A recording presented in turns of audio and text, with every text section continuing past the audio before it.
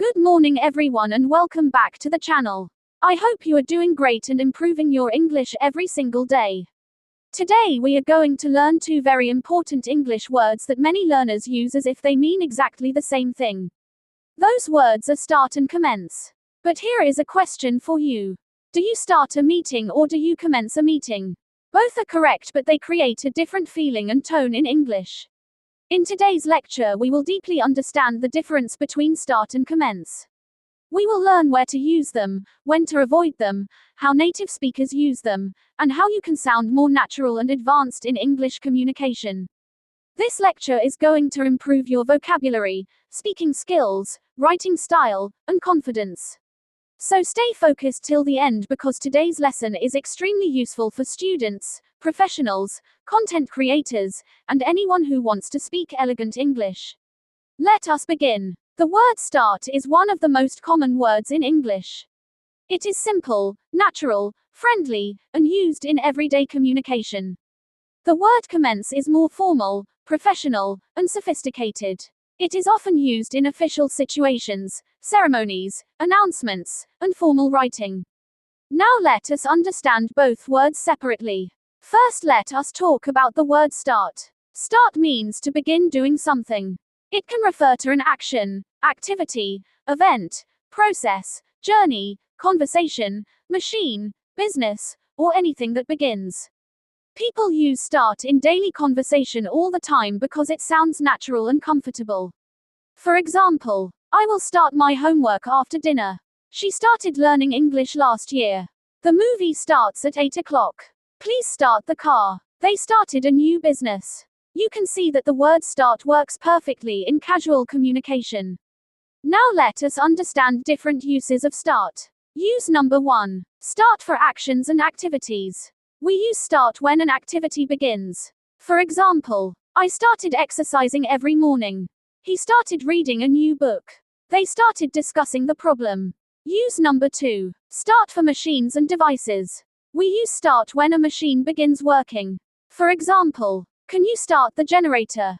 She started her laptop. Use number 3. Start for journeys and movement. For example, we started our trip early in the morning. The runners started the race. Use number 4. Start for businesses and projects. For example, my brother started a clothing company. The team started a new project yesterday. Now let us understand the feeling of the word start. Start sounds simple, natural, and conversational. It is the word that native speakers use most often in everyday life. If you always use commence in casual conversations, people may think you sound too formal or unnatural. For example, I commenced eating breakfast. This sentence is grammatically correct, but it sounds too formal for normal daily conversation. Native speakers would naturally say, I started eating breakfast. That sounds much better in casual English. Now let us move toward the word commence. Commence means to begin something officially or formally. It is a more advanced and professional alternative to start. This word is common in official announcements, ceremonies, legal documents, business communication, academic settings, and formal speeches. For example, the ceremony will commence at 10 o'clock. Construction work commenced last month. The university will commence admissions next week. The meeting has officially commenced. Notice the tone here. These sentences sound formal, serious, and professional.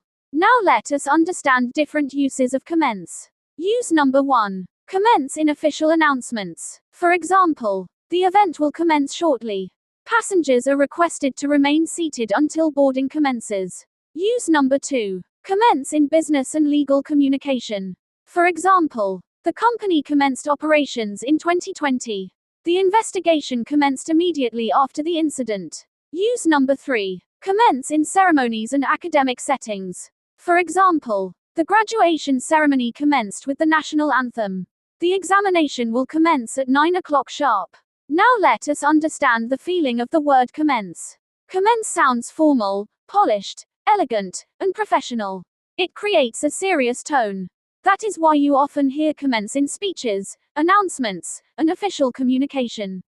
Now here comes the most important part of this lecture. What is the real difference between start and commence? The basic meaning is almost the same. Both mean to begin something. However, the difference lies in tone, style, and situation. Start is informal and common. Commence is formal and official. Start is used in daily conversation. Commence is used in professional or ceremonial contexts. Start sounds friendly and natural. Commence sounds sophisticated and serious. Now let us compare both words side by side. I started my presentation. This sounds natural and conversational. I commenced my presentation. This sounds formal and professional. Both are correct, but the tone changes completely. Another example. The teacher started the class. Normal and casual. The teacher commenced the class. Formal and official. Another example. The workers started construction. Simple and common. The workers commenced construction. Formal and businesslike. Now let us discuss an important mistake English learners make. Many learners think that advanced English means replacing every simple word with a formal word. That is not true. Good English is not about sounding complicated. Good English is about sounding appropriate. If you use commence everywhere, your English may sound unnatural. For example, I commenced watching television. I commenced brushing my teeth. I commenced eating pizza. These sentences are correct grammatically, but they sound strange in casual English. Native speakers would simply say, I started watching television. I started brushing my teeth. I started eating pizza. That sounds more natural. So remember this important rule. Use start in normal everyday situations. Use commence in formal or official situations. Now let us discuss collocations. Collocations are words that naturally go together. Common collocations with start. Start a business. Start a conversation. Start a journey. Start working. Start learning. Start cooking. Start laughing. Start running. Start a class. Start a relationship. Now common collocations with commence. Commence proceedings. Commence operations. Commence construction. Commence negotiations. Commence an investigation. Commence the ceremony. Commence legal action. Commence training. Commence production. Commence discussions. Notice that commence is often connected with official or professional activities. Now let us discuss grammar patterns. Both words can be followed by nouns or verbs. Examples with nouns. She started the meeting. She commenced the meeting. Examples with verbs. He started studying English. He commenced studying English. However, start is much more common with verbs in everyday speech. Now let us move toward 5 examples of start. Example 1. I started learning English because I wanted better career opportunities. Example 2. The children started playing football after school. Example 3. Please start your presentation when everyone arrives. Example 4. My father started his business with very little money. Example 5. The rain started suddenly during our picnic. Now 5 examples of commence. Example 1. The conference will commence at exactly 10 in the morning. Example 2. The company commenced operations in several new cities. Example 3. The police commenced an investigation after the accident. Example 4. The ceremony commenced with a beautiful speech. Example 5. Construction of the bridge commenced last year. Now let us discuss real-life situations where you should use each word. Situation number 1. Talking to friends. Use start. For example, I started watching a new series yesterday. Situation number 2. Office meeting. You can use both, but commence sounds more formal.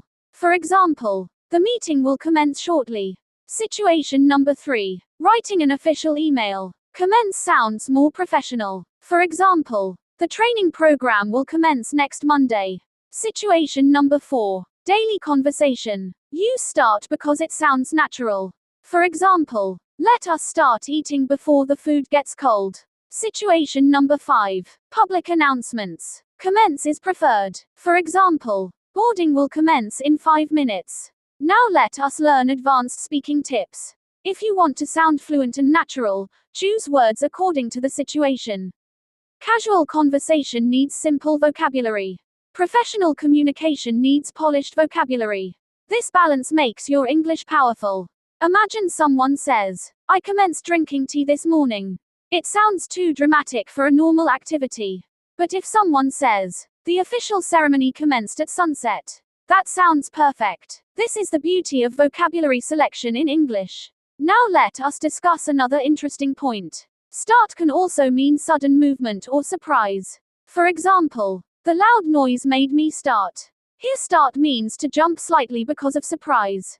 Commence cannot be used in this meaning. So this is another difference between the two words. Now let us discuss common phrases with start. Start from scratch. This means to begin from the very beginning. For example, he lost everything and started from scratch. Start over. This means to begin again. For example, if you make a mistake, you can start over. Start off. This means to begin in a particular way. For example, the movie started off slowly but became exciting later. Now common formal phrases with commence. Commence proceedings. Commence negotiations. Commence operations. Commence legal action. These phrases are common in business and official communication. Now let us imagine a dialogue. Friend 1 says, "When will you start your YouTube channel?" Friend 2 says, "I will start next month after buying a good microphone." This sounds natural and friendly. Now an official announcement. The management is pleased to announce that the training program will commence on Monday. This sounds professional and polished. Can you see the difference clearly now? Wonderful. Now let us discuss why learning word differences is important. Many English learners know basic meanings but they do not understand tone and context. This creates unnatural communication. For example, a learner may know that commence means begin. But without understanding tone, they may use it everywhere. Advanced English is not only about vocabulary. Advanced English is about choosing the right word in the right situation.